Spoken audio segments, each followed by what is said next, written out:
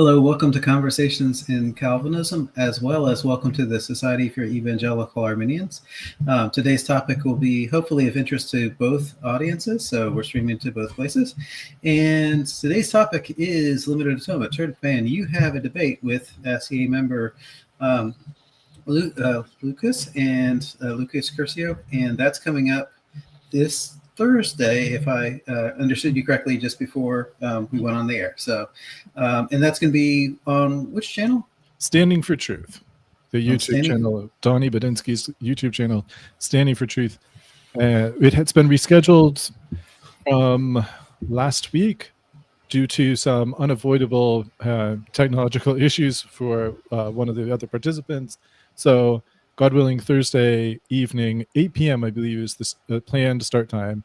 Sometimes the 8 p.m. gets pushed back to like 8:15, but if you have the chance, we'd love to have people there and love to have people who are critical of either side, including people who are critical of my side. So that would be great. The debate opponent, Lucas Curcio, you said he's an SEA member.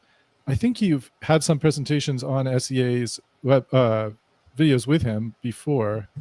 Well, I don't know if it's been recently or not. The video that we're about to watch is, or I don't know if we'll watch it or not, but the video we're going to comment on is something that he hosted on his own Method Ministries YouTube channel.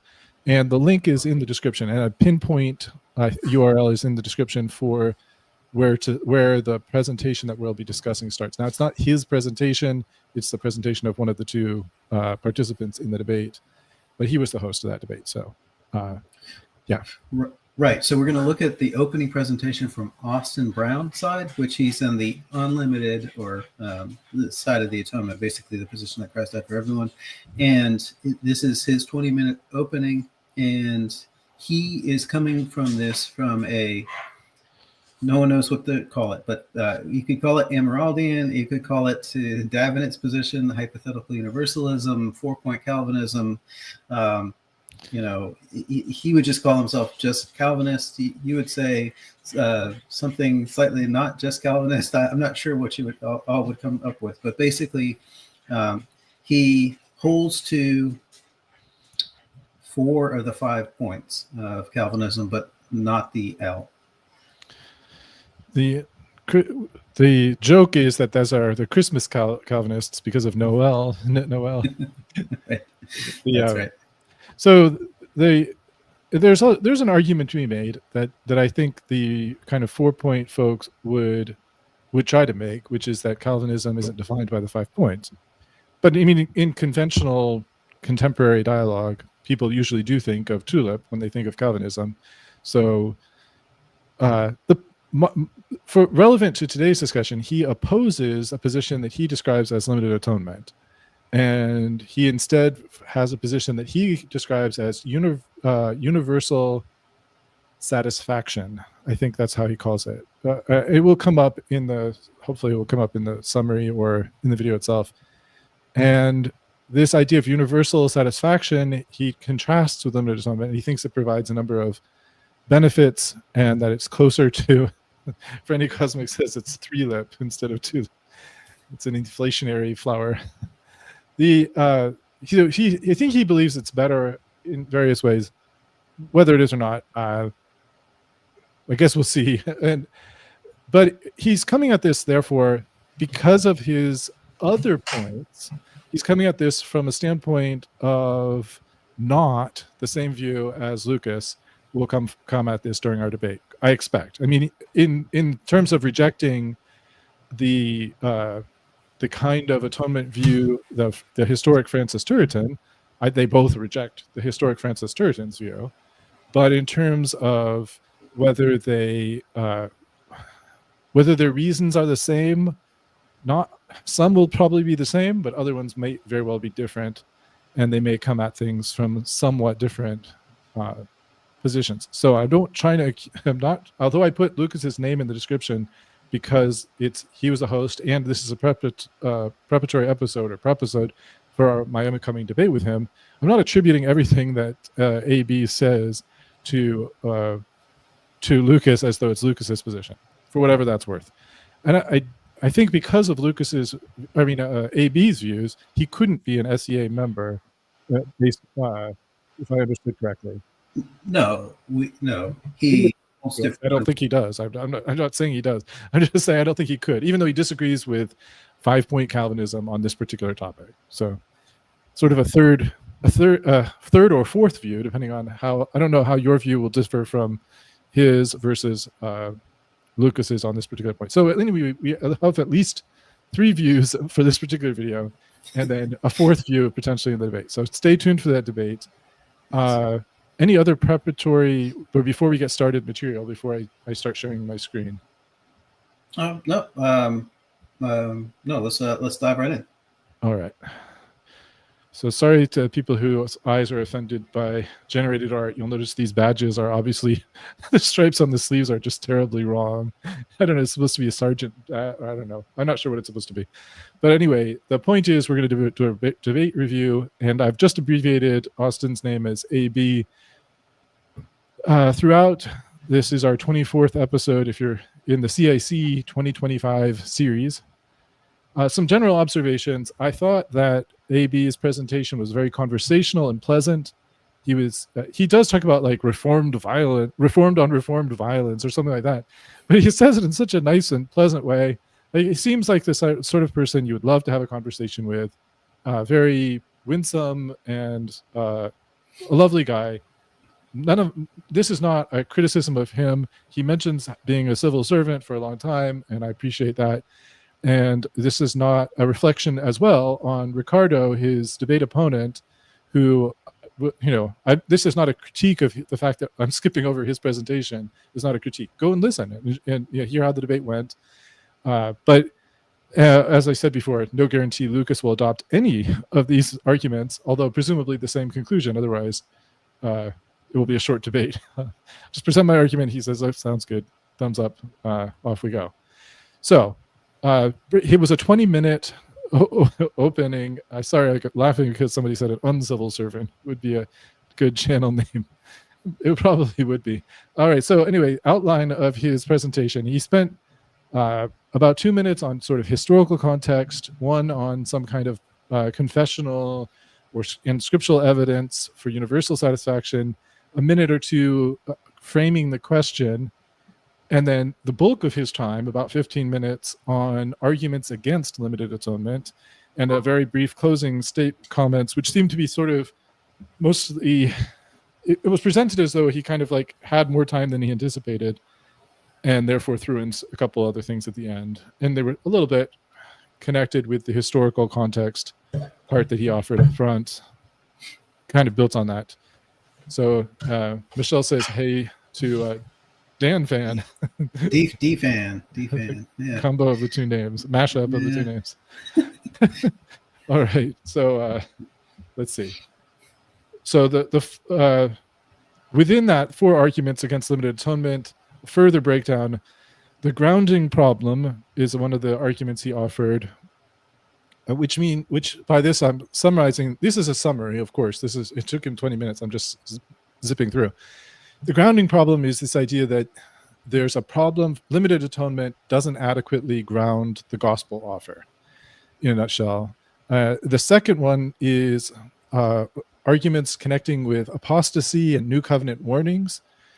The next one was biblical texts that teach Christ died for all, which he spent about 3 minutes on. And then refuting objections was itself about 5 minutes, and it focused, I think he briefly mentioned the high priestly intercession argument and the Trinitarian disharmony argument, very briefly, but then he focused in on double jeopardy, the double jeopardy argument, which he views as, I think he used something like the big daddy or something like this, that the main, thinks it's like the main argument for limited atonement against universal satisfaction, which is how he describes his position. And so that's sort of my outline. I wonder, before I go on, if you feel like I've left out anything important from that outline before I start getting into these. No, go ahead. All right. So some of my main objections. TF, it stands for me. AB for Austin. So I have some, in terms of his first point, which was this historical context, I think some of his historical contextualization was a little bit misleading. So he quotes from the Heidelberg Catechism 37.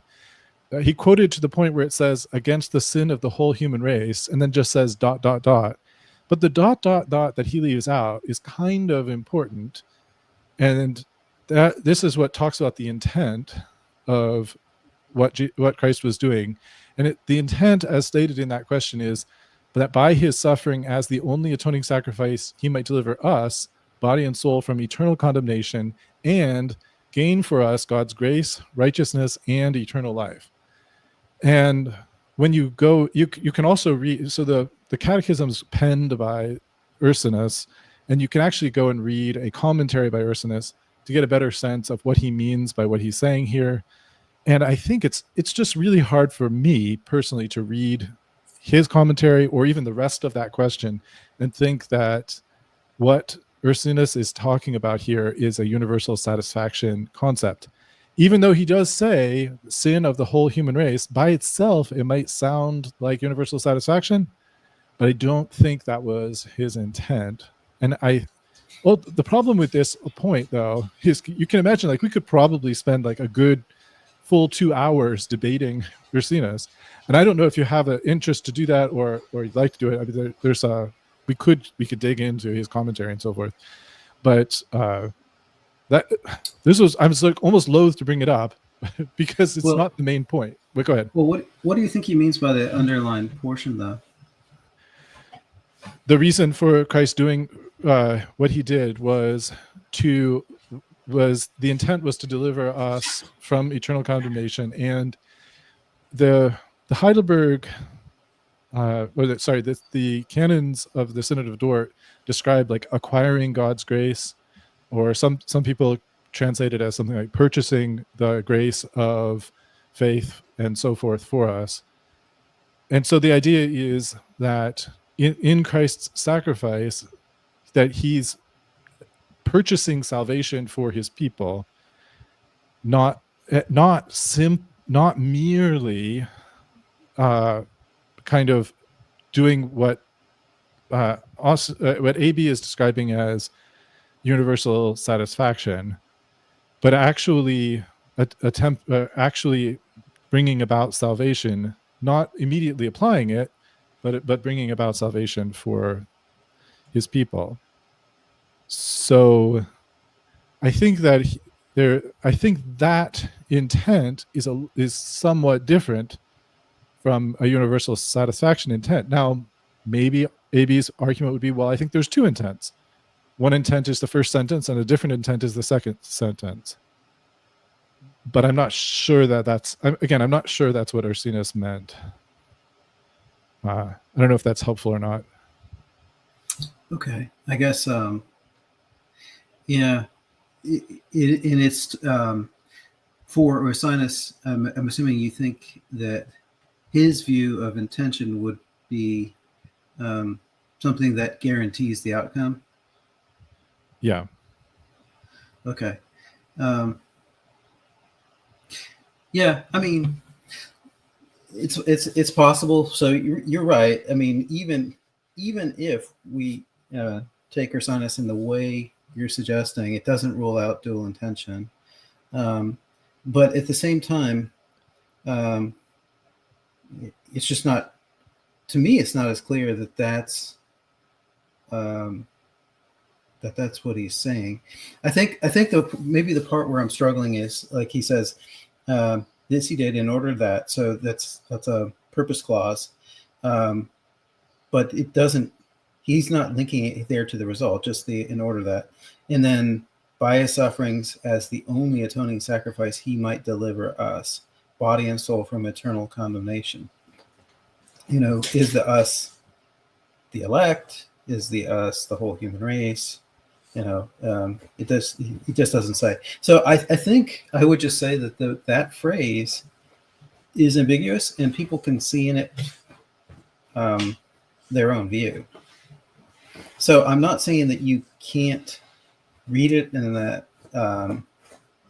in a way that derives effectual atonement. I guess that's what I'm hearing you say. but I don't think like that it locks us in where we have to read that second sentence in a limitarian way. So the first part about delivering us from eternal condemnation sounds like it could be open to some other interpretation, perhaps. But the second part about gaining God's grace for us, given if you are willing to accept that Ursinus holds to irresistible grace and effectual calling, and that's the kind of grace he's talking about when he says gain for us God's grace, then it becomes harder to say that the scope of this is universal. In other words, that he purchases God's effectual calling for the non-elect would be kind of a strange way to read this. Well, it comes down to the purpose clause in order of that. So, what we need is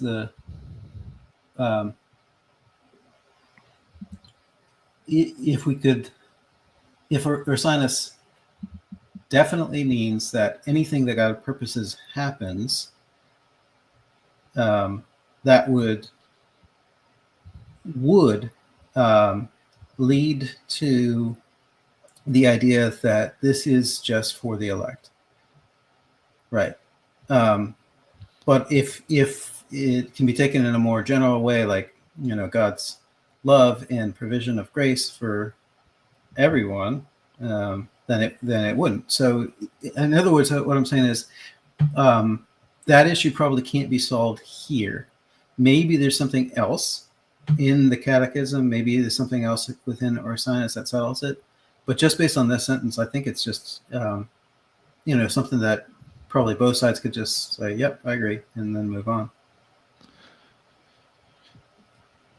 Alrighty, and I certainly acknowledge that there are some guys on the other side of the Samur versus Geneva side of things that have tried to make arguments that the three forms of unity are big enough to include a dual intent view and so forth. So now, whether Ursinus himself holds such a view, I think it's a different debate.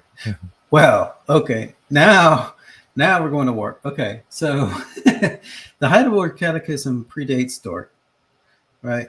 By a fair margin, and this was before the Remonstrants were kicked out of the Dutch Church. So, I mean, Arminius agrees to this statement. Arminius agreed to this statement, or agrees, like his whole life agreed to this statement? Arminius signed up and said, "Yeah, I agree with everything in the Heidelberg Catechism." It's just that he understood it differently than, let's say, Beza or Gomoris or whatever. Sounds spicy. That could be an that could be an interesting episode. How did Arminius take these kind of comments? So, all right. Okay, fair enough. Look at I don't mean to derail from Austin Brown's train of thought. Yeah, and that was part of my concern about this. Like, ultimately, although it's kind of important to me personally, but as far as the overall debate, like whether Zacharias Ursinus agrees or doesn't agree with my view, is not a matter of consequence for whether my view is correct. And if he's 100% against it, my view could still be correct. And if he's 100% for it, my view could still be incorrect. It doesn't. It shouldn't matter.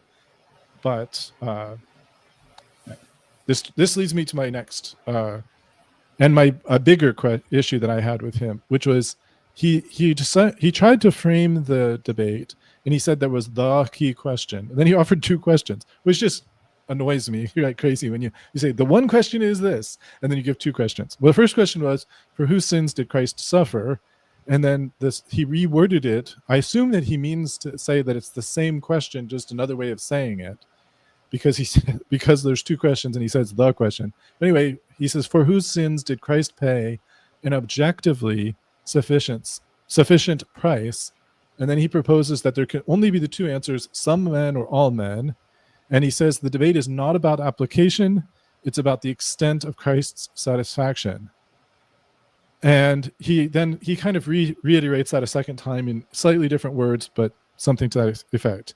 And my main problems with this were that there's some lack of definition, because the so-called limited side would agree that the Christ, I mean, maybe some people on the limited side wouldn't, but generally speaking, folks on the limited side would agree that Christ's death is objectively sufficient to satisfy God's wrath toward human sin, and that, in other words, not only towards the actual human sin that ever has occurred and ever will occur, but even if there were more human sin that were to occur, then actually it's even sufficient for that.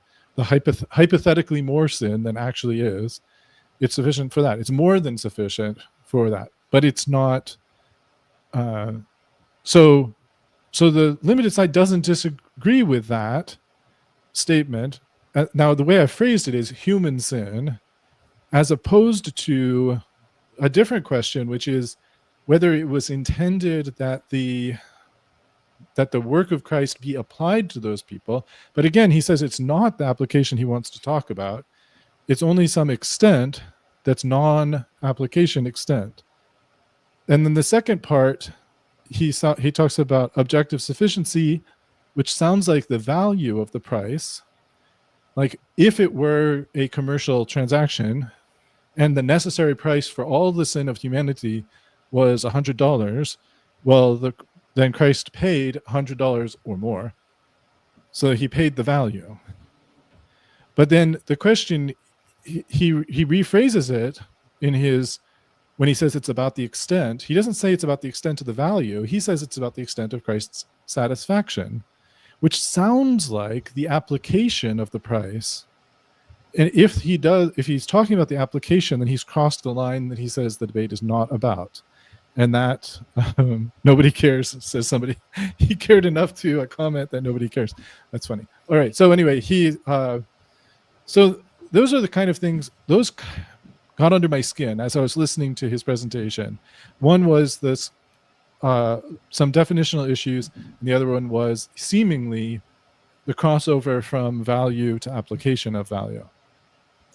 So I guess in terms of the lack of definition, I guess, I mean, he kind of expounds on it a little bit, but just real quickly, so you're saying that 5-point Calvinists affirm that Christ's death is objectively sufficient to satisfy God's wrath towards human sin? Yes. So then why isn't God's wrath objectively satisfied towards human sin? Because it's not intended for them. It's not intended for all humanity. It's only intended for the elect. In that intention, does it result in action on God's side at some point in terms of application? The redemption is applied in time. Yeah. Yes. Okay. So there's this objectively sufficient sacrifice that can satisfy God's wrath, but it's not intended for anyone other than the elect and won't be applied to them. Now, without that application, is it objectively sufficient to satisfy God's wrath? I guess the value is objectively sufficient. Yes.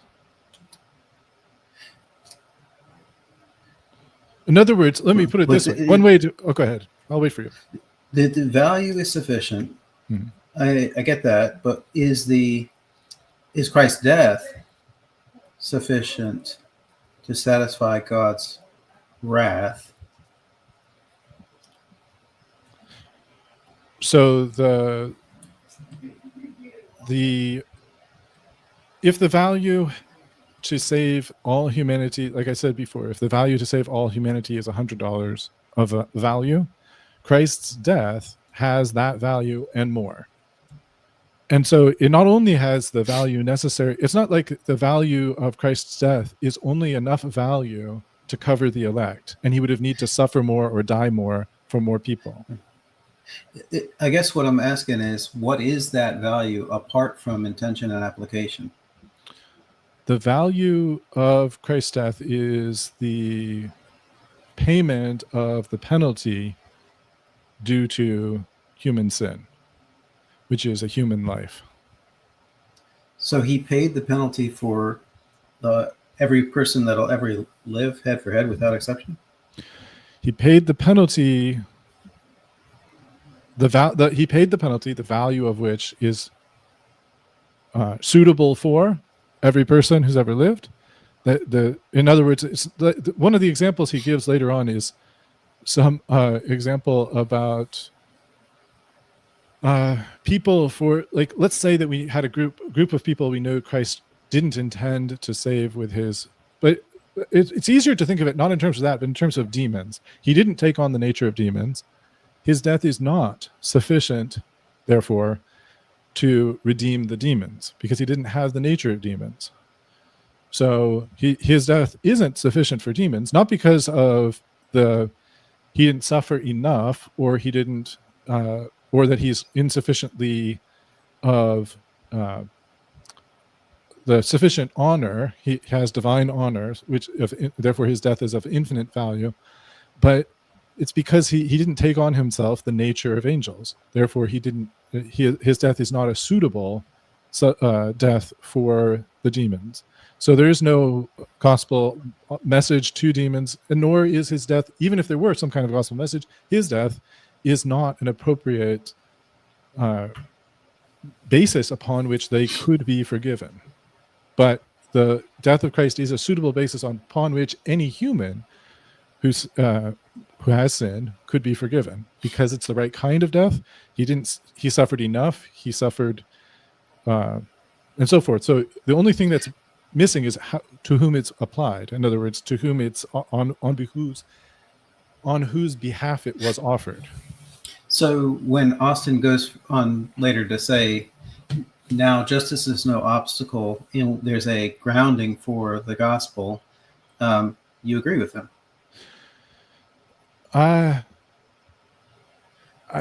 Well, he says that there's the problem with limited view. The limited view is that there isn't some kind of grounding. I don't agree with him that there isn't on limited atonement. But he's what he's saying is, because Christ died for everybody, justice is no longer an obstacle for God to offer forgiveness to everybody, and if everyone believed, everyone would be saved. That sort of thing. Those are positions it doesn't sound like you would disagree with if you think that Christ paid a penalty that's objectively sufficient to satisfy God's wrath towards human sin. Justice is not the obstacle for people to receive mercy, no. And but if Christ never died, it would be an obstacle, right? Like God can't just freely forgive a sinner without Christ's death objectively satisfying God's wrath. Correct.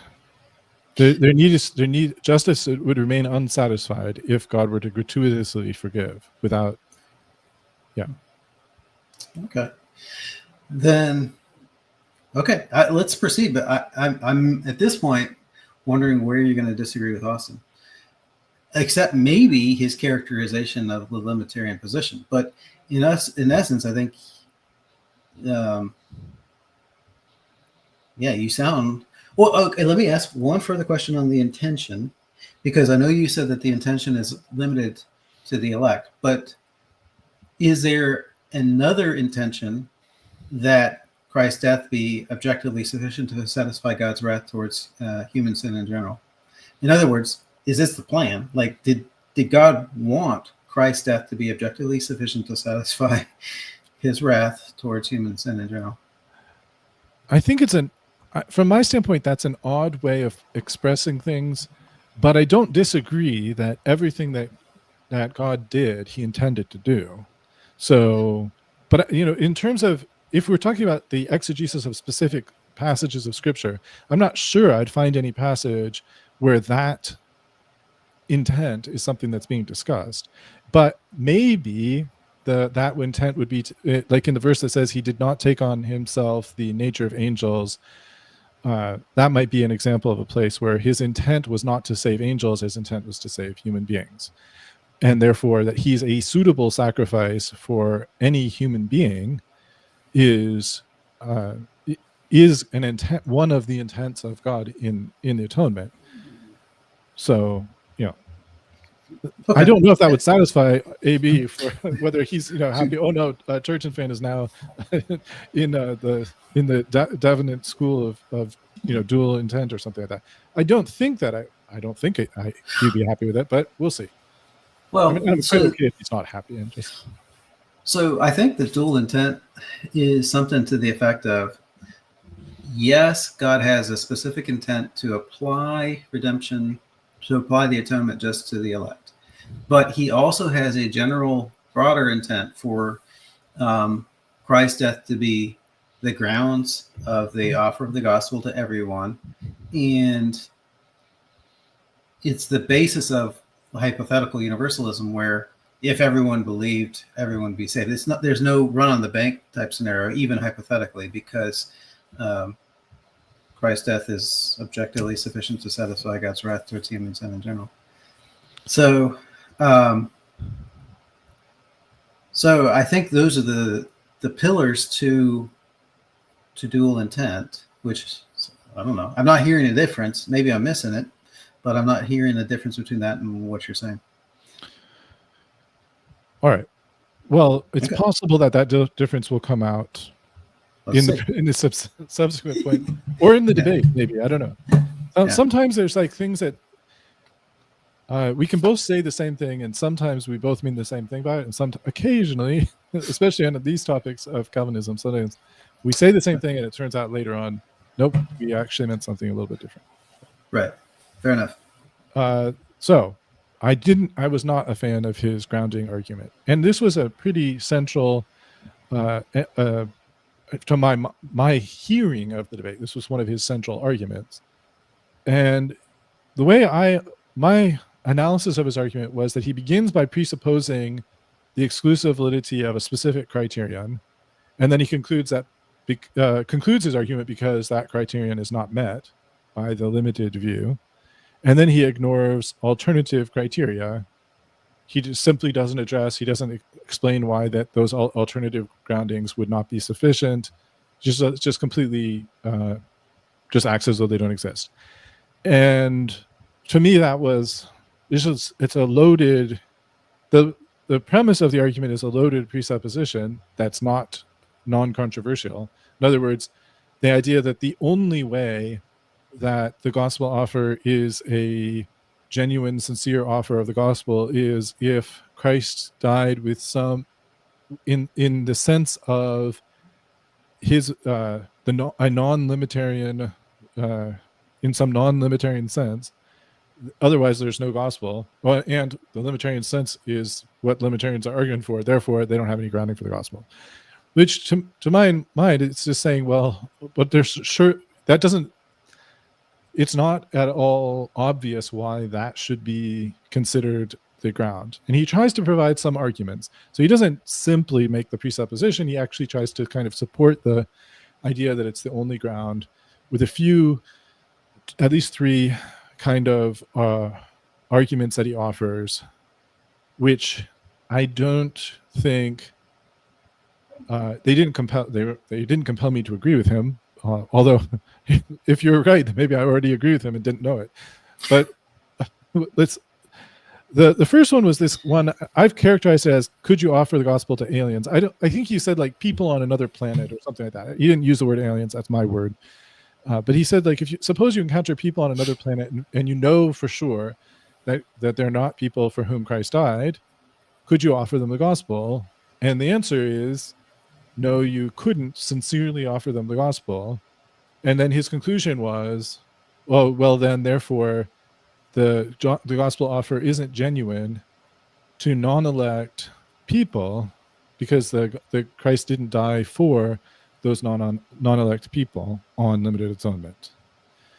And it seems like there, to my understanding, this argument wasn't very compelling, because for one thing, he's introduced a factor into the equation that doesn't exist in the real world, which is knowing that someone isn't one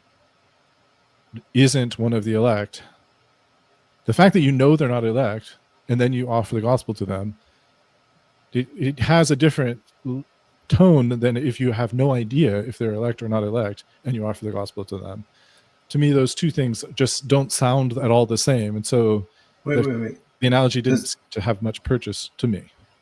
But God knows who the elect are, but he offers the gospel to everybody, right? He commands, well, yeah, sure. Yes. So what's, okay. Interesting. So you're right. So I think it comes down to what exactly is that criterion he's excluding, and what criteria is he offering, and are they different? So maybe the next point is going to be interesting. Only died for sins are forgivable plays on the ambiguity of forgivable. What's going on there? So here so the question is, could God forgive the sins of the non-elect? And the problem with this is, by definition, they're non-elect. In the equation he's provided, they're non-elect. But for God to forgive their sins, all God needs to do, differently from what he did, is elect them, and then, of course, give them the grace to come to Christ in faith, and he would forgive them. So the fact that it's not like there's a different death of Christ that's needed. Instead, it's the forgivability of the sins is not being tied back to the death of Christ. It's instead now being tied to a different point, a point that AB has indicated he agrees with, the idea of election and the idea of irresistible grace and so forth. So he seems to be saying that they're not forgivable because Christ didn't die for them. But in order to get to this hypothetical state, he's having to say, well, hypothetically, if Christ did the only thing that he needs to do to forgive their sins, and at the same time doesn't elect to forgive their sins, could they be forgiven? So this creates are they forgivable on what hypothesis? On the hypothesis that God doesn't elect them and doesn't give them irresistible grace and effectual calling and so forth, or on some other hypothesis where he doesn't elect them but does give them irresistible grace? It's just this weird. He's just creating this kind of weird sense of forgivable. But if the question is, are those sins forgivable if Christ is dead? If Christ intended his death for them, then of course they are. It's not that Christ can't forgive those sins because they're too serious or they're the wrong kind of sins or something like that.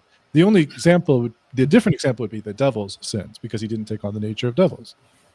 Well, the way I see it is, justice is an obstacle to people going to heaven, because God is just, he punishes sin, right? And if Christ didn't die for anybody, no one would go to heaven. But because he has died, justice is no longer an obstacle, such that now a sin could be forgiven. Now, on what basis it's forgiven, we'll set that aside. On what conditions it'll be forgiven, we'll set that aside. I mean, I think you would say election, but then we would both say on the instrumentality of faith. But whatever it is, whatever God's plan of salvation is, justice is no longer in the way of God saving people. He can save whoever he wants. So, in other words, they're forgivable because of the cross, because the cross makes it such that justice is no longer an obstacle to any plan of salvation, whatever that plan of salvation is. Well, if the plan of salvation were works righteousness, there would still be an obstacle. But yeah, in principle, I mean, assuming that that's not what he did. Yeah, yeah. That's why you said when you said any path of salvation, like true, like a strict Pelagian kind of, or even like a Muslim scales principle or something like this. Justice is really an obstacle to that, because you just like having your good deeds outnumber your bad deeds is not solved by the death of Christ. Well, I guess I'd say it this way. Like, I might say whether or not more people believe. You might say whether or not God elects more people, and then they believe because God elected them.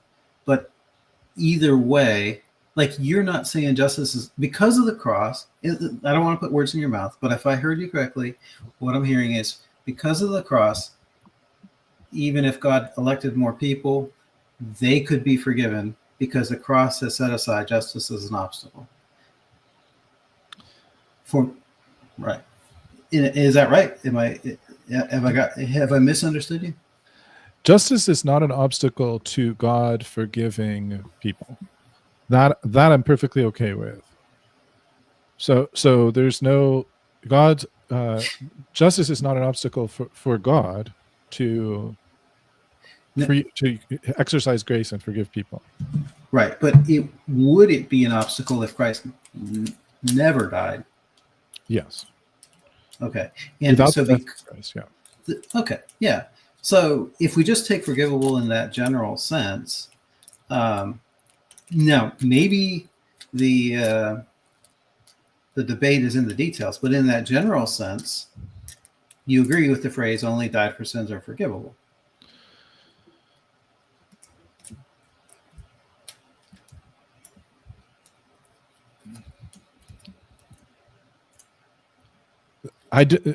Yeah. So I think my point is not that I disagree, not that there's no sense in which I agree with it. The point, my concern is that it doesn't imply some other sense of Christ's death than the traditional quote unquote limited view. But I'm okay with that. I mean, it's one of those things where I don't have a problem with saying that only died for its sins are forgivable in some sense. But the question is, if he's putting this now in some, my concern is that at least argumentatively, he's putting it in a combination. He's essentially saying God's decree, even ignoring God's giving people grace, sins are still able to be forgiven without grace, which is not true, of course. But then, even on a prevenient grace view, there's a necessity of grace. So you can't say that it's sort of self-executing in that sense. But I don't know. Anyway, maybe I'm being overly critical. It's possible that I'm being overly critical.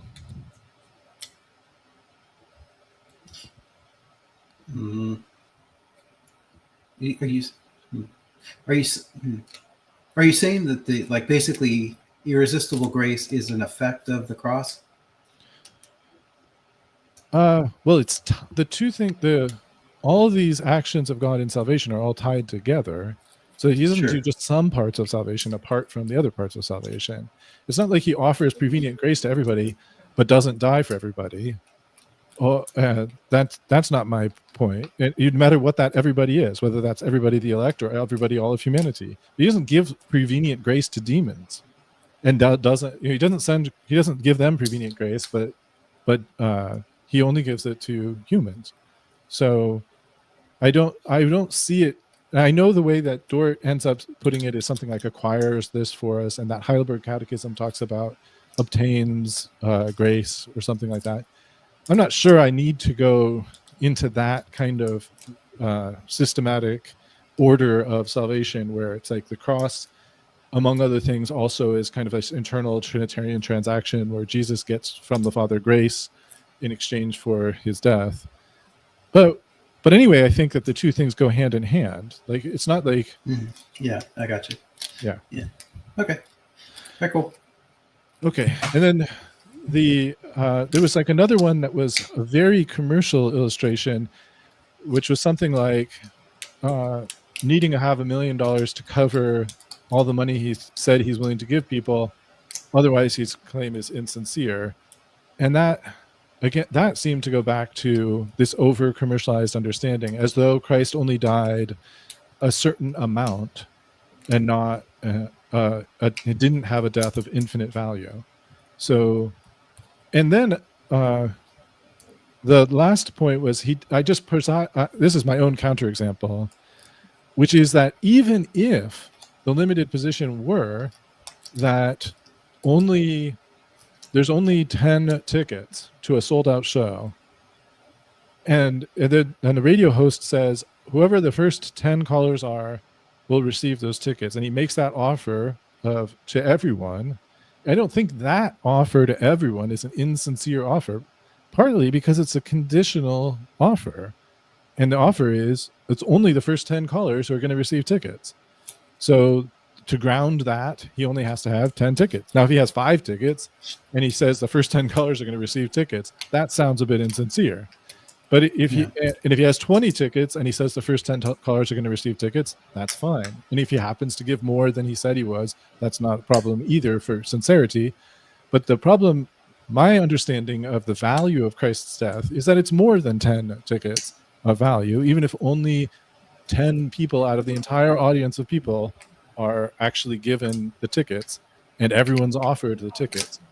So I don't think that this idea that the scope of the atonement, even on these very commercial metaphors, which aren't the only metaphor, but even on the very commercial metaphors, I don't think it's necessary for to ground the gospel offer that Jesus, if he had to suffer, like people have this idea like he suffered so much, and every sin you do is like another thorn prick in the head of Jesus, crown of thorns, because you sinned, he has to suffer a little bit more for that one sin.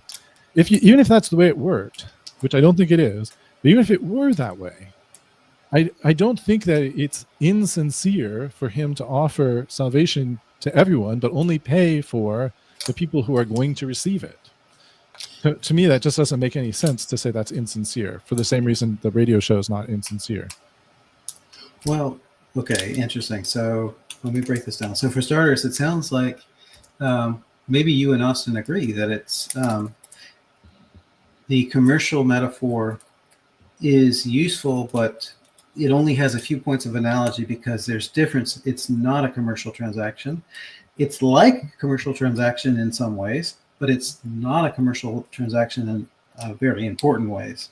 So I think maybe you guys are on the same page there. Now, you did say that if like they didn't have the 10 tickets, like if they only had 5, then it does sound insincere. So I think maybe you would agree there. But where you might disagree is that the tickets are being offered. The tickets are being offered to everybody. That's an interesting question. So in what sense are the tickets being offered to anybody? Everybody can call in, but everybody also knows the limitations. So the 11th caller isn't going to be like surprised, that he didn't get the tickets because he didn't make it into the list of 10. So it's not like everyone is being offered the tickets in that everyone that calls in is. So let's say they didn't say that this is only for 10 callers. Yeah, I think that probably would be insincere at that point. So in the same way, if God, if the gospel said, let's say there's 6 billion elect people, and if the gospel said that Christ's redemption paid the price for 6 billion people, come and get it. Right. I mean, that then I guess it would match your analogy, and it kind of would apply to everybody. I think I see your general point, but I think it's still that's not the way the gospel is framed. So it is more like it's more like an offer to everybody, and if everyone calls in, everyone goes to the show.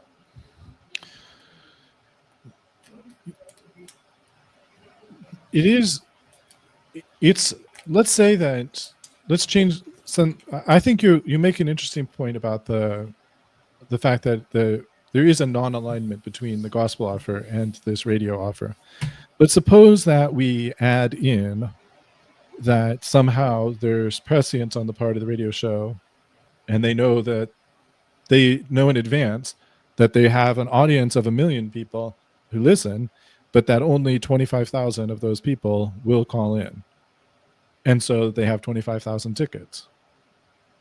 Is now their offer insincere? If they actually know in advance that they're not going to need 25,001, do they need to buy 25,001 or 1 million tickets in order to be sincere in offering it to everyone? On whoever calls is welcome to come. To my understanding, it doesn't seem like they would need to buy any more than the actual number that are going to be picked up in order to be sincere. Maybe there's a different insincerity there. It's kind of like, well, you would never do this, but let's say you knew that I was busy on Friday, but you invite me over to dinner, knowing that I'm going to say no because I'm busy on Friday. Right? That is disingenuous. But you would never do that because you're a good man. I haven't done that. I do try to avoid that. But okay, so what's the point of whether it's sincere or not? In that case, it's insincere in the sense that I'm making you an offer that I don't intend to actually fulfill, and I don't intend to actually have you over. Now, assuming that I'm such a person as, if I predict that you won't come, but you do say, yeah, I'm coming, I would still in fact have you over, then that satisfies. Although it's a little bit of a disingenuous thing, at least I'm a man of my word, and I would have you over. But that doesn't work with the gospel offer and limited atonement, because the idea is, of course, God can't be wrong about it. But the problem is as well, God also knows that people won't take him up on believing the gospel. He knows that in advance too. Yeah, I got you. It's interesting.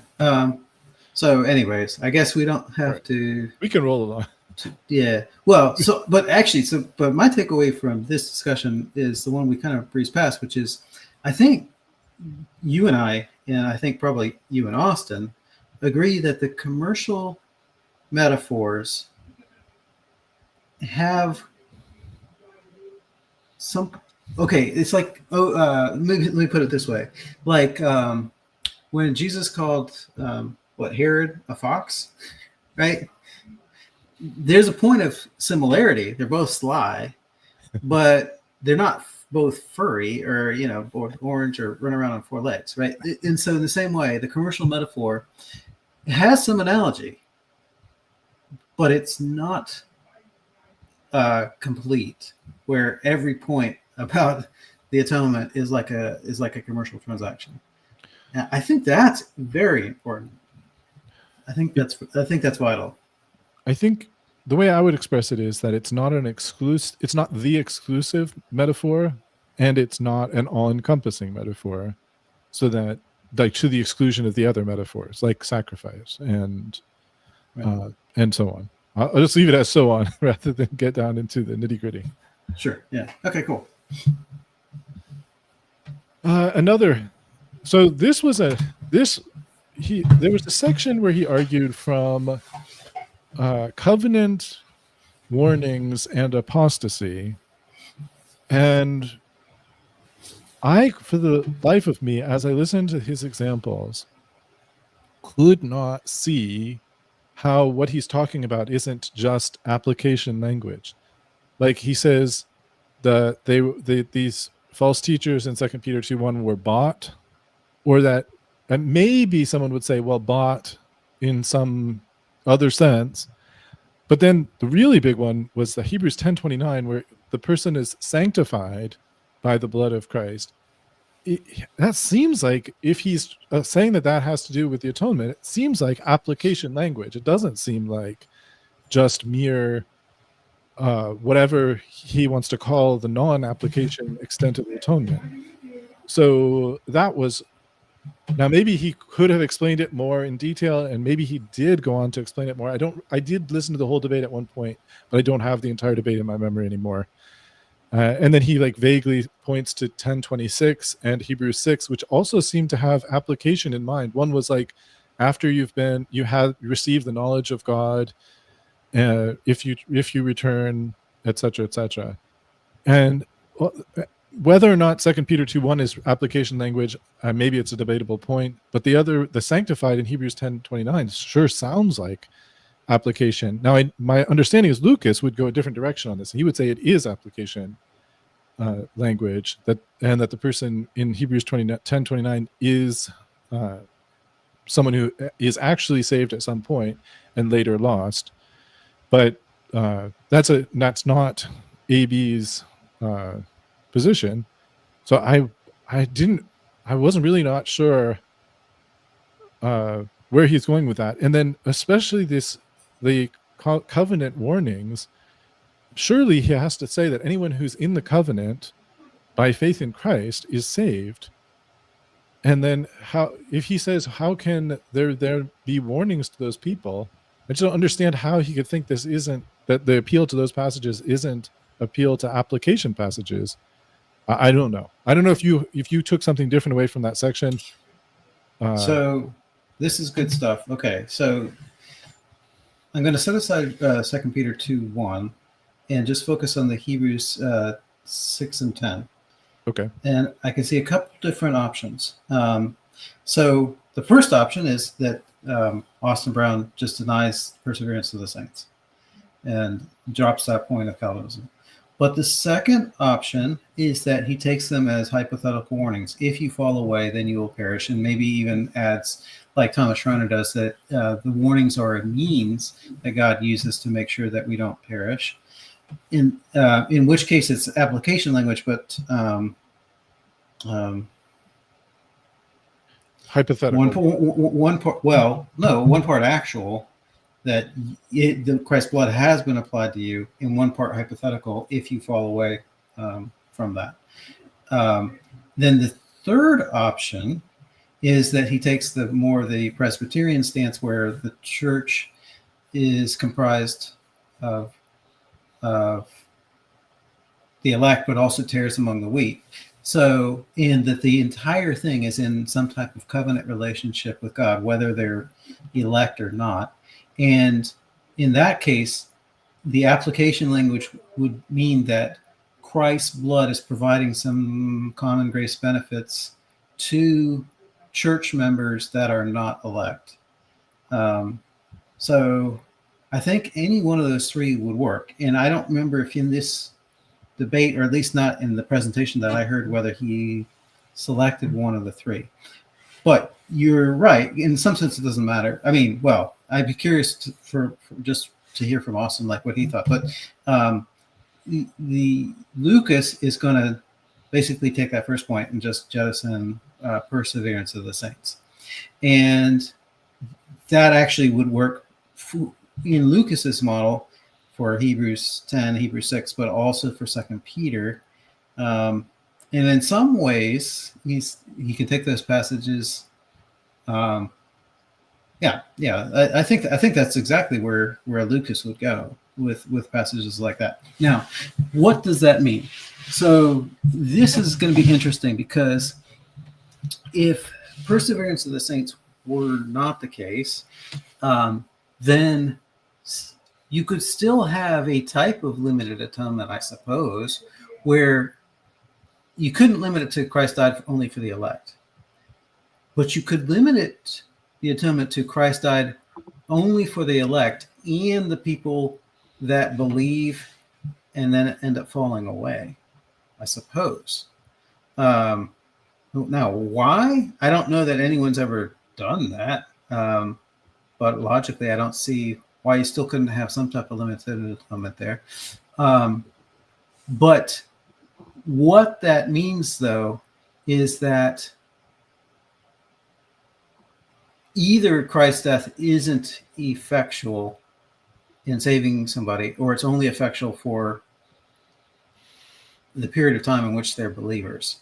It really does not sit well with the Calvinistic system at all, if that's what's going on.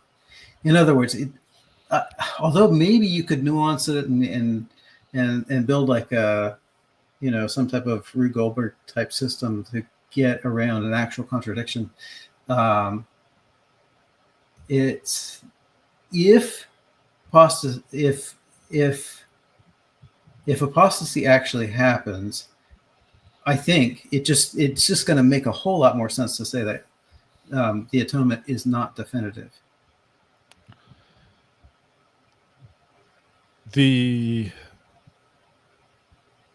Yes.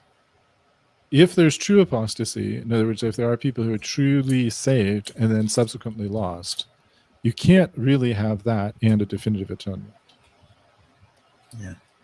But you could have you could have some weird, like you said, you could sort of yet another, you introduce yet another intent in the atonement, which is to make people temporarily saved. Then, I mean, if that's, in other words, like not the perseverance isn't purchased for everyone; it's only purchased for a few people or a subset of the believers.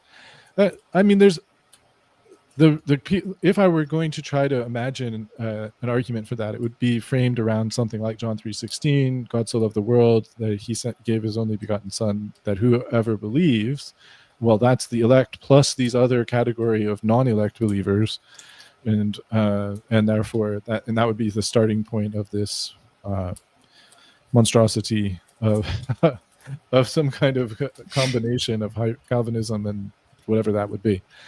Federal revisionism, or I don't know. Not sure what it would be. He brought up three of the popular passages. He says they're clear passages that Christ died for the sins of all men. That's his wording, of course. And then he offered an interesting but very limited exegesis based on John's prologue and what to me seemed like a mistaken appeal to Calvin. I don't really want to get into the exegesis of Calvin because I don't, as much as I think Ursinus's views are fairly discernible, Calvin's views on the subject have been subject to a lot more debate, and I don't want to derail our conversation, which is already 1 hour in, with another discussion on that. But I do appreciate a lot of people read what Calvin says and think that he's not holding the limited view. And so there's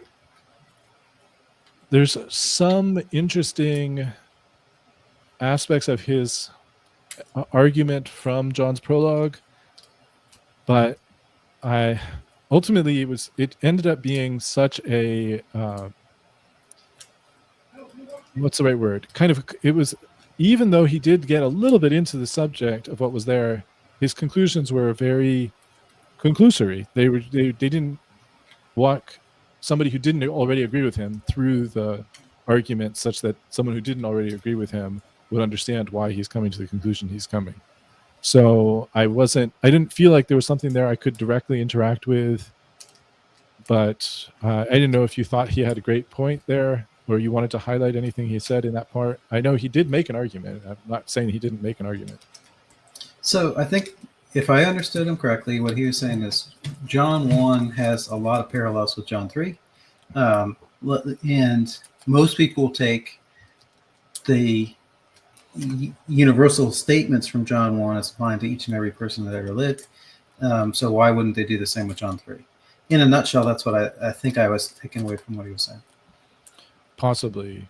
Yeah, possibly that's a great summary. So I'll leave that for... I'll leave that there. I'm sorry, I just like sometimes peeking in the chat, and I don't know which of the streams the chat is coming to. I don't always know if like these are people responding to each other in the same chat or just like random things from different chats. So sorry about that. It just cracks me up. Yeah.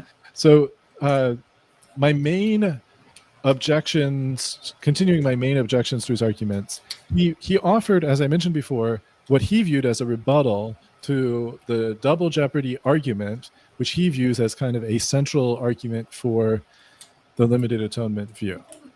And to this point, he emphasizes that the atonement is not commercial, Right. and therefore that, and I, you know, as I said, it's not that I totally disagree with him. It's not there's not only a commercial aspect to the atonement. That's not the only metaphor. And there are aspects that are disanalogous. So I don't disagree with that point either. And there were some points of his argument, though, that made me very uneasy, because it seemed like they just... Oh, your audio is coming in with a lot of static now. Just now. I'm not sure what happened. If you're looping around or something. Let me mess with it. That seemed to fixed it. Okay. Yeah, it was just like a river of static there. Just all right. So so he had an argument, something to the effect of substitution doesn't require forgiveness, and his point was illustrated through a criminal conviction, a wrongful criminal conviction. There's a couple of issues. This leads to this argument, this attempt to rebut double jeopardy leads to a Trinitarian disharmony argument that he recognized is out there, but then didn't really address in detail. And when he says that the cross is not like when a creditor is paid off, I agree that there are aspects of the cross that are not like that, but to say that altogether it's not like that flies in the face of those commercial metaphors that are related to the atonement. So there are commercial metaphors related to the atonement. So I think he needs, if he's going to choose this way of trying to address the double jeopardy argument, maybe he needs to be more nuanced. And maybe he would be if he had more time and it was just a matter of time, or he figured people understood all the nuance that he was trying to convey. So, you know, I'll give him the benefit of that. Then he talked about he gave an example of going to a restaurant, and his idea was at a restaurant. Suppose that Dan and I go to a restaurant, and I don't have my wallet with me, but Dan sees the check come and he pays the entire check. The restaurant doesn't have any basis upon which to demand that I, TurretinFan, personally pay now for this meal, because Dan's already paid for the meal, and the check is satisfied, which I agree that the check is satisfied in that case. But my concern is that sense of satisfied, which he uses in his example, conflicts with his concept of universal satisfaction, because he's saying that Christ's death in some other sense not satisfies like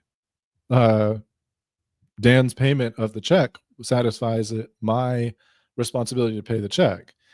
So there's some other kind of satisfaction sense that he has, and it to me just kind of fed back into my initial problem with his lack of definitions of certain key terms in the discussion. Go ahead. Well, if I heard Austin correctly, he was saying it's not like satisfaction in the restaurant example. So he's using it as a denial, but then he does say what it is like And there he says it's more like a crime. Like, so if I think he used an analogy of somebody that commits a crime, and then if somebody else, so let's say I robbed a bank, you accidentally get convicted, you go to jail. That does not satisfy my having gone to jail, because even if later on they find out, oh, it was a mistake, they're not going to reduce my time for the time that you served, because your serving didn't satisfy justice for me. And then he goes further and it says, the Christ's death has to be, because it's personal. My debt to justice is personal because I personally sinned. Then the Father has to mercifully accept Christ's sacrifice on my behalf. And that, I think that's probably his best explanation of satisfaction. So he's basically, by the restaurant example, he's basically setting that aside, saying it's not like this commercial transaction.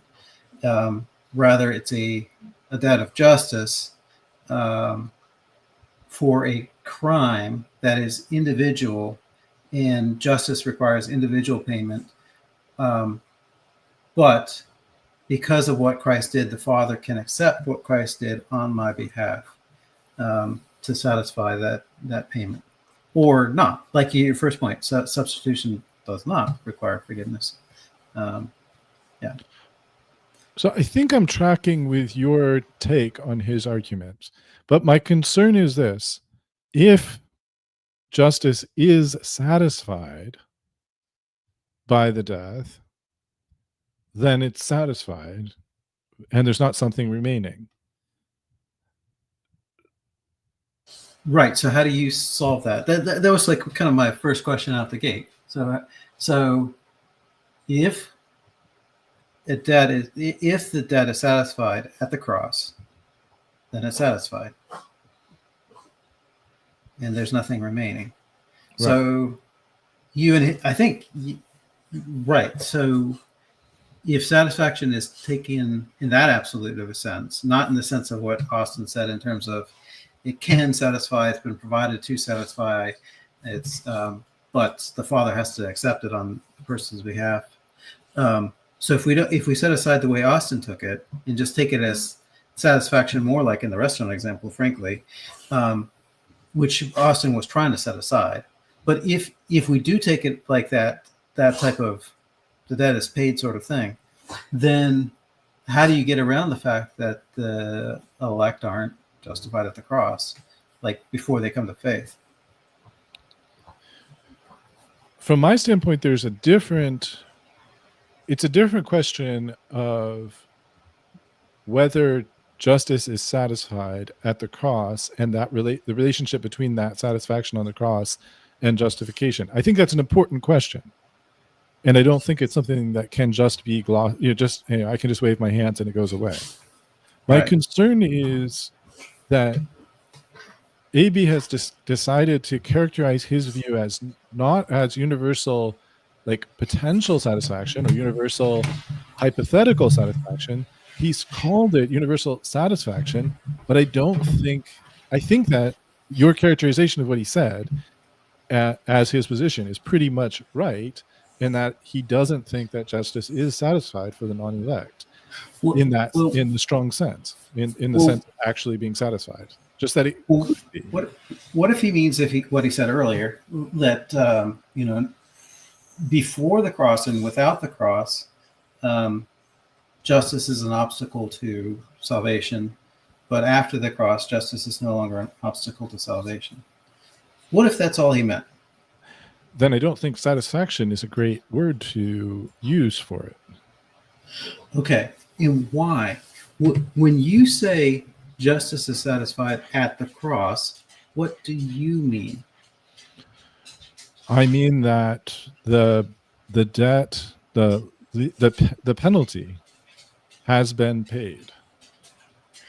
So that, again, it comes back to, what are we forgiven of? What are we justified of if the penalty has been paid and justice is satisfied at the cross?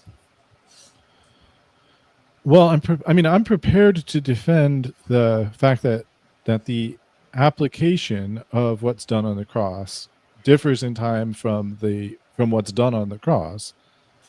But my point is that what's accomplished, that it's actually, that satisfaction is accomplished on the cross, and then that satisfaction is applied in time. I make a distinction between redemption accomplished and redemption applied, and that's the, from my standpoint, that's the solution to that particular dilemma, which also explains how justification could occur before the cross, not only after the cross.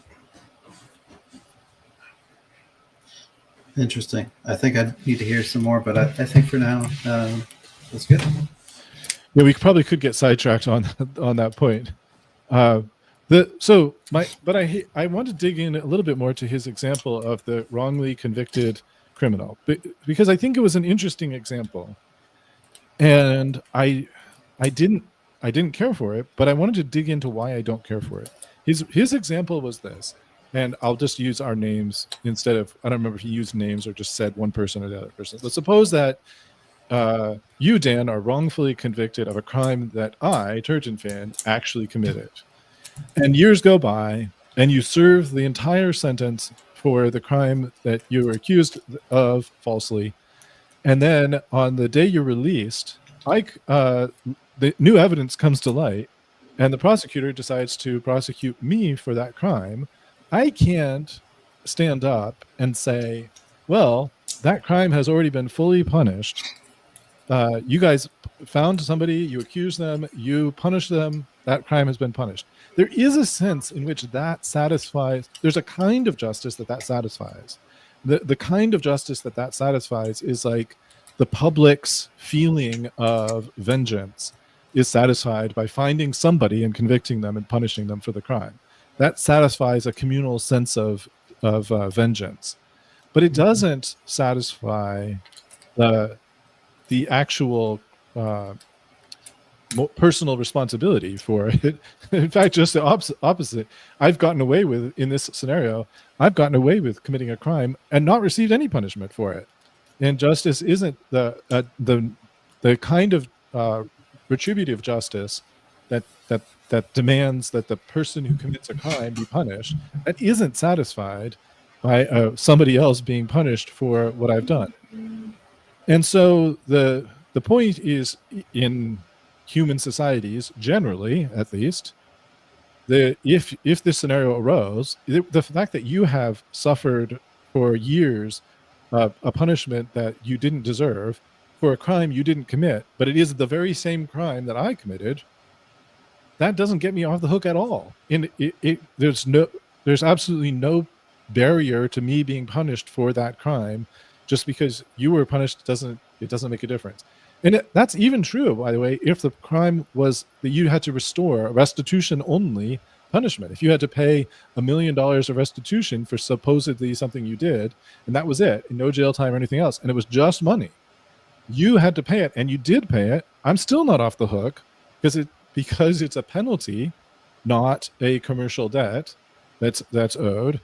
The penalty, the fact that you paid it, doesn't get me off the hook at all. I still would have to pay that money. Now, you might have some other ability to come back and get your money back somehow in that scenario. Yeah. But ultimately, the point is, justice is, I agree on up to that point of his analogy. I'm not off the hook because Dan, for a crime I committed, because Dan gets punished. But this wrongly convicted criminal example is assuming injustice in the first place, where some innocent person gets punished for my crime. That's unjust. It's not. Yeah, and I'm sure Austin agrees. I think he's basically saying, okay, in the commercial transaction, like the restaurant check, if you pay my bill, the restaurant has no right to complain. But the same doesn't work in a criminal example. I can't go to jail for you. You can't go to jail for me. And so then now it comes down to, well, what's the solution? And the solution is that because the Son, freely volunteers to die for us, and the Father freely will accept it, then they can do that on whatever terms and conditions they want. And so it's not it's certainly a pre-agreed upon thing between them. It's not like the Son is kind of sort of doing this just in the hopes that the Father will accept or something like that. He knows that he will, but the Father is merciful to us in accepting Christ's sacrifice on our behalf, and he does that on behalf of all believers. So I think that's the point he's making. It's not like the restaurant check, and it's not like if it was like the restaurant check, it would be injustice. Because if it was like the restaurant check, then it would work exactly that way. So the point of the restaurant check is, who cares who pays it? Right. And the point of the wrongly convicted criminal is, you have to care who pays it. So they're kind of making the same point in that way. So anyways, long story short, I guess I'm interested in your take on the third option, which Austin lays forward, is he's setting aside. It's not like the restaurant check in that way, and it's not like somebody serving the wrong person getting convicted in that way, because it does matter who pays for it. So do you agree with him that the Father, in accepting Christ's sacrifice on behalf of the believer, that is an act of mercy on the believer? I believe that it's merciful towards the believer, and yet justice is satisfied by accepting the substitutionary atonement. My concern is that if there's, for his claim that there's satisfaction, it would mean there needs to be, in order for there to be satisfaction, there needs to be an acceptance of the substitute by God. God needs to accept, the Father needs to accept the Son's substitution in order for justice to be satisfied. Otherwise, justice isn't satisfied without accepting the substitute. But if he's accepted the substitute, now we're back into the same position where there's potentially two people being punished, even though the Father has already accepted this substitution. And the solution to that is to say he accepts it on some further condition. But then if that condition's not met, to me, it seems to say you're just saying that, in fact, justice hasn't been satisfied for them because the condition hasn't been met. So like I said, I think all he means is that justice is no longer an obstacle to whatever, to salvation being, whether it's, if God elects more people, they would be saved, or whether it's more people freely believe, then they'd be saved. Either way, whatever the case is, justice is no longer an obstacle. Whereas before Christ died, justice would be an obstacle. I think that's all he means. But again, I'd ask you the same question you're asking of him, because if satisfaction has to be the release of the debt, then again, of what are we forgiven? Of what debt is released? What are we justified from when we come to faith? If that's already done before we come to faith.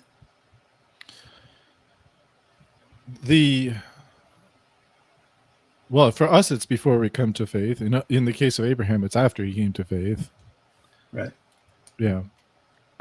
So again, my appeal is to the difference between the accomplishment of that salvation, the redemption, and so forth, on the cross, that's where salvation is accomplished, and then that accomplished salvation is worked out in time, in the application of the benefits of the cross to believers. What benefit of the cross does an individual not have? In other words, what is this difference? I get you're using the words, and let me see when I say the same words, here's what I mean, right? So the accomplishment on the cross means that justice is no longer an obstacle for the plan of salvation, and everyone is forgivable, and the new and living way has been opened through his flesh. So basically, anyone can be saved through Christ, and they have a guarantee such that if they come, then they'll be saved. And then that's what I usually use the language provision, which a lot of people of my ilk use, but that's what we mean. And then when I'm talking about the application, I'm talking primarily in the sense of justification. So we are, when somebody is united to Christ by faith, their sins are no longer counted to them. They're forgiven, and they're given Christ's righteousness. And all this is on the basis of the application of Christ's blood, because we're justified by Christ's blood. That's what I mean. But I get the sense that maybe you mean something different than that. Yeah, I mean, I think I would say that plus the guarantee of their salvation is, so it's not only the provision of a path or a provision of a way, but also the actual salvation of those people is obtained on the cross for all the people that he intended to save. So their forgiveness of sins is purchased on the cross, and then it's actually applied to them in time upon their believing on him. And all of salvation, all the benefits of salvation are purchased for them. So that's why it's not that God couldn't give certain gifts without the payment, but that that their entire salvation is obtained on the cross, and then it's actually worked out in time, including justification, as you said, adoption, sanctification, and ultimately glorification. I guess where I'm struggling is the idea that forgiveness is purchased but not yet applied. I mean, to me, it's kind of like either a person's forgiven or they're not. Well, okay. So what do you mean by a purchase but not applied forgiveness? What is that? Well, I don't know if it's easier to think about it in the case of Abraham, who's forgiven first, and then the actual purchase of that forgiveness happens on the cross later. But the idea is that the justification in time, the forgiveness of sins in time, occurs on faith, but that the actual purchase of that forgiveness, as between the Trinity, the internal operations of the Trinity, that occurs on the cross with Christ's death. So, by purchase of forgiveness, do you mean anything more than basis or foundation of forgiveness, or reason for forgiveness? Yeah, of course.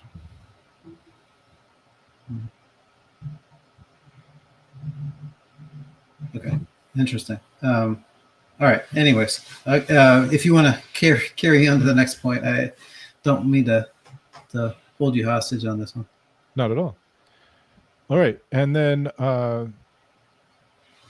there was at the very end, in the kind of throwaway arguments, I think it's fair to call them this, and he just threw it in at the end because he still had some remaining time. He made an argument that, well, this limited atonement view, it's only this very small group, which I don't really know. Maybe it is a very small group. But then he says that it's somehow it's comparable to believing in the papacy or King James Version onlyism. And I was thinking, like, on the one hand, I think it seems just like a little bit too much of trying to poison the well through association with views that are not going to be popular in the listening audience, because advocating for the papacy is not going to be popular in a Protestant versus Protestant debate on the atonement, and King James Version onlyism is often a pretty marginalized group. So it seemed like just an attempt to try to make it sound like if you think those positions are unreasonable, you should also think that limited atonement is unreasonable, which is not a rational argument for the position. But it seems really weird when you throw in the believing in the papacy and the fact that limited atonement folks are a small group. Like, well, I'm not saying that it's in any way an argument for the papacy, but there's like 1 billion people alive today that think that the papacy is somehow legit. And it's not by reading the scriptures that they think that, in my opinion, but they're certainly not a small group. It's just like I didn't know what it felt like, such a weird mashup of arguments. And ultimately, I mean, it's not, I doubt that this is the kind of thing that Lucas would ever throw out. So I'm not, worried about running into it. And I don't think AB thought through this point of his argument very carefully. I think he just kind of had some extra time at the end and was like trying to think what else he would say to try to convince someone not to be a limited guy, and was like, trying to say, it's just a small group of folks.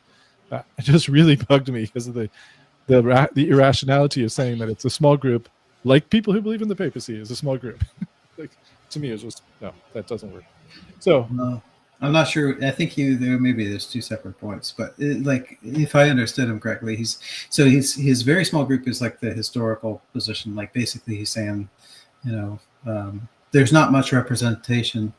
There's a vast swath of representation of unlimited atonement in the fathers and in the Middle Ages and that sort of thing, and there's not much representation of unlimited atonement in the fathers in the Middle Ages. And then on the or in just Protestant circles in general, I mean, I think you'd only see this view within Calvinism. I'm not sure. I've not heard of limited atonement anywhere else other than Calvinism. And to Austin's point, as he's an example, even not all Calvinists believe in it. So I think that's where he's going with it from the very small group. And as far as the comparison, I think it's more like there are people, like, basically everyone outside of Catholicism can see, hey, there's a big problem with the papacy. I mean, oh my goodness, you're following a man. Like, let's go with God's word, not what this dude says. Right? I think there's kind of a outside of Catholicism, it's kind of jarring that people hold to the papacy. And then maybe something similar from the KJV standpoint. And yeah, I mean,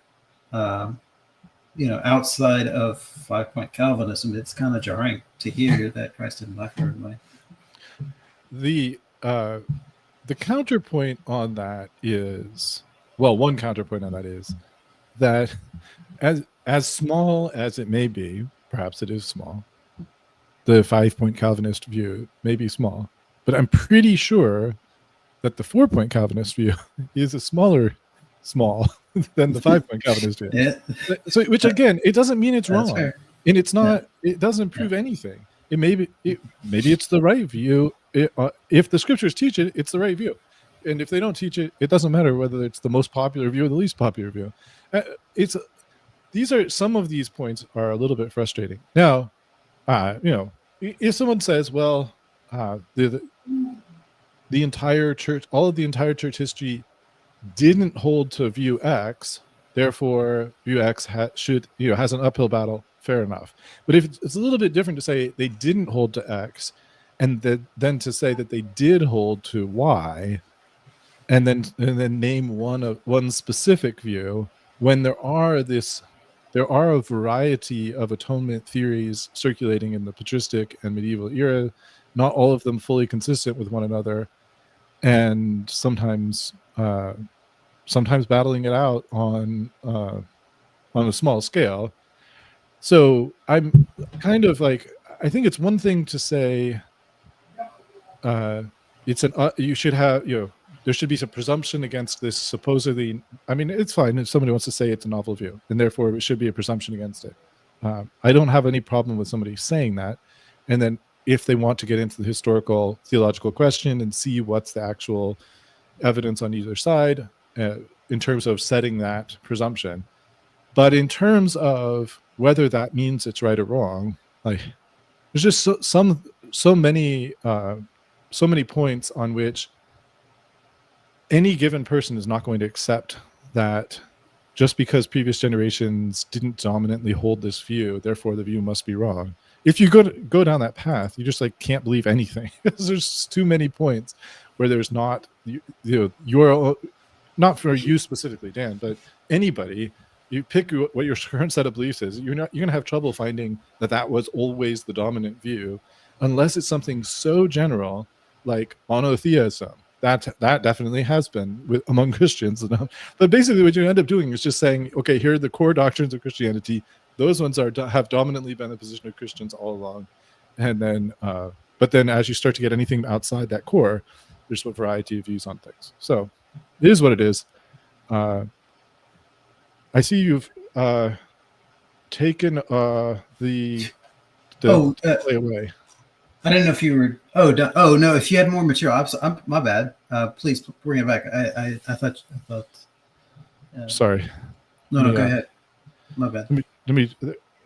So to sort of sum up my ideas, one of my concerns was he never really defined satisfaction. You and I have kind of already beat this horse a bit, and you've pointed out what the implicit definition of satisfaction that he offers, and then I also. It's not clear to me what AB means when he says die for, if he doesn't mean intent. And if he does mean intent, and he holds to the T, U, I, and P, the intent seems to, it's unclear from his presentation what the intent is. It might be, like you said, an intent to make the gospel a sincere offer, whatever that he believes that requires, or something else. But he doesn't come right out and say, here's the specific intent. And the second thing is this: just assume for the sake of argument that he just means to make the gospel a sincere offer. That's the intent. But if the point is that it's not an intent to save those people, then this is a harder position for him to kind of find theological allies on. This idea that somehow the intent is to do something like ground the gospel offer, but without any intent to actually save those people that the gospel is being offered to. And then he could go down a path like a hypothetical universal intent, meaning on condition of faith, the intent is to save everyone. And then kind of say, and then subsequently after this intent, in the order of salvation, in the order of the decrees, after this, God decrees to give faith only to some people. And so that the intent of this was to save anyone on the condition of faith, but not to give faith to everybody. Which is, I don't know, it seems hard to defend that view, and he doesn't end up defending it as far as I'm remembering, because he doesn't come right out and argue it. But if he means something other than intent, that something else is not completely clear. Like maybe, as you said, all he means is that in some sense, justice is not an obstacle to God graciously forgiving people. But if that's all he means, again, I'm not sure if he'll find limited atonement folks who disagree with him on that. So anyway, I don't know. These were kind of some problems that I saw, but I don't remember them getting the exposure that I would have liked to see, like in a cross-examination where if I had him here, I could just grill him and say, what do you mean? Explain it. Explain yourself. And try to work out what exactly he's saying. And maybe if we in that situation, he would be a lot more clear, and he'd accommodate my weakness of understanding what he meant. Okay. Yeah, so we have talked about satisfaction, so I guess I don't want to. Well, I'm looking forward to the debate in terms of maybe I can better understand your version of satisfaction from the debate also. And then as far as the never defines what it means to die for, it definitely has to mean intent, but I think it's important that we see that it does not limit itself to just intention. When the scriptures say Christ died for sins, and I suspect Austin would agree too, but the passage a lot of times the scriptures will just use the Christ died for sins and use the preposition gar, which can be taken just as intent. It can also be taken in terms of substitution, but it can be taken just as intent. But I'd point to the passage Mark 10:45, where it doesn't use gar. He uses hanti, and that is more of a term for substitution. So I'll give you some scriptural examples. So Matthew 2:22, Archelaus did reign in Judea in the place of his father Herod, in the place of being anti, or eye for an eye, tooth for a tooth, and that sort of thing. So when it says, when Mark 10:45 says that Christ gave himself as a ransom for many, it's substitution language. And I think that is vitally important. So when Christ died for us or for our sins, it is the intent, but it's not limited to the intent. It's also a substitution. So anyways. Yeah, that's interestingly, that is one of my go-to texts on this topic. So that should be, that may come up. I mean, I don't know. I can't guarantee. I think I prepared my outline for the debate, and it's like it's not 2 hours. It's like roughly an hour worth of presentation material, and I have a 20-minute limit, I think, either 15 or 20-minute limit. So not everything's going in, but one of the things that was going in is exactly that, what you just described. So we'll see if that happens. I don't know. No promises on what exactly I will present. All right. Well, will there be satisfaction? Can't get no satisfaction. So you try and try and try. Satisfaction. So one of the things that also puzzled me was this choice of the word satisfaction was a surprise, not a surprise altogether, because it is a historical theological term that people use, but it's not one of the New Testament King James Version words that's used.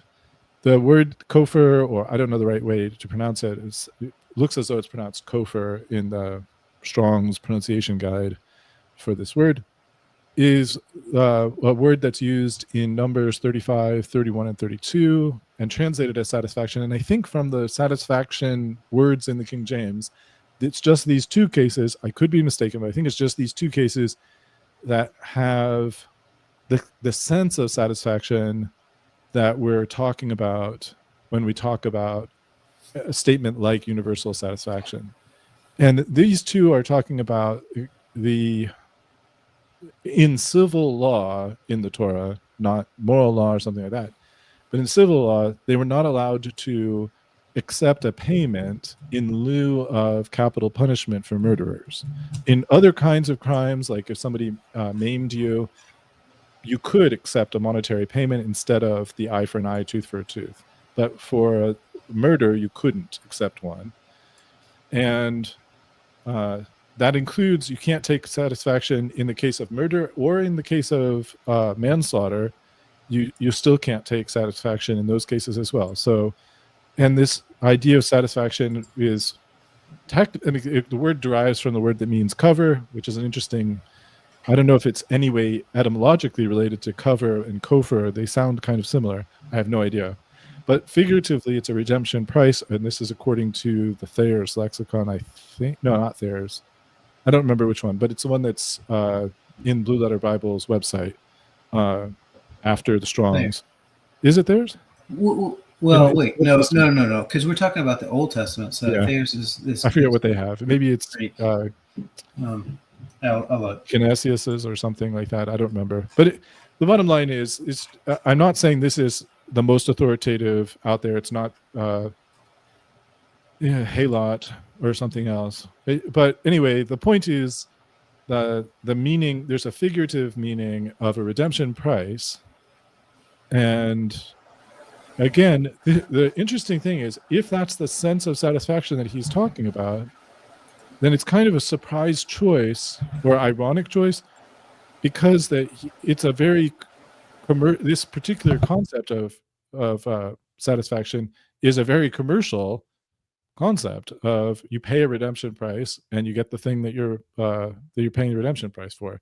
It doesn't mean, as I said, that doesn't mean that all of the atonement relates to that or that this is the only metaphor for it. But it was just kind of this is more of just my observation of an interesting fact. I just saw I have a private, Jusenius's Hebrew Chaldee lexicon. Thank you.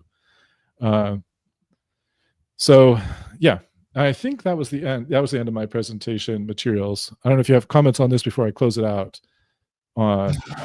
Yeah, the same. So if that's, like I said, if satisfaction is rendered on the cross, then of what are we forgiven? What are we justified when we come to faith? Yeah, but we've already covered. I mean, I've already asked the question. I'm not satisfied with your answer. Clever pun. All right, so there was a whoop. And while he's gone, I just want to thank everybody who's been commenting along. Reese's Vids, Michelle Cherie, KJV, Frenny Cosmic, Richard Firks, Servant of Christ, P. Here I am, Lord, send me. Frenny Cosmic, 123, who thinks that the Catholic Church is the true church and that Calvinism is a cult. So that's his view. There's also Servant of Christ. Trying to see if I'm missing anyone else. I apologize. I'm just trying to catch everyone. The Bark barks. And I may be missing a few more people. Let's see. There was a lot of comments. Maybe more people are watching because we're streaming multiple places. Or the topic may be of interest. Not sure. Craig Bikes, who says no one cares. And I think you're getting challenged here. Hang on. Challenge? Sure. Yeah, you got challenged. So I didn't KJV debate? Hang on, let me see. Would you debate a KJV only person? Yes, I would. I have actually debated KJV only people. So happy to have that debate. I think we can improve the King James Version. It's my favorite version, but I think it can be improved. We should debate it, be fruitful. Well, Turretin@hotmail.com is an easy way to reach me, or you can direct message me on X, or don't think YouTube has its own communication method, but feel free to reach out to me like that, and happy to set things up. So yeah, I shot my vacuum cleaner. All right. So I didn't know if there's any other comments that you wanted to specifically address. I said it was too many for me to address all of the comments that were ongoing, but I think a lot of them were interactions with each other, less like questions to us. And but I'm happy to try to address any questions you saw. I'm just going to scan through real quickly to see if I can. I'm remiss. I should have been tracking them all along. And I just, yeah. Well, I'm grateful for all the comments, and I appreciate them. And my apologies if I missed some that were kind of more directed to us. That certainly wasn't my intention, and I'll try to do a better job next time. But yeah, maybe we could wrap it here because we're almost at 2 hours. So thank you, TurretinFan. God be with you in your debate. I'm sure he will do your side well. And yeah, God be with Lucas also. He's a great guy, and I think it'll be a very edifying debate. I look forward to it on Thursday night, which is in 2 nights, at 8 o'clock at Standing for Truth, which will be great. Yep, I look forward to it as well. Thanks to everybody on all the streams for your comments. If who it was, here I am, Lord, send me. If you are up for a debate, let me know. All right. God be with you. And also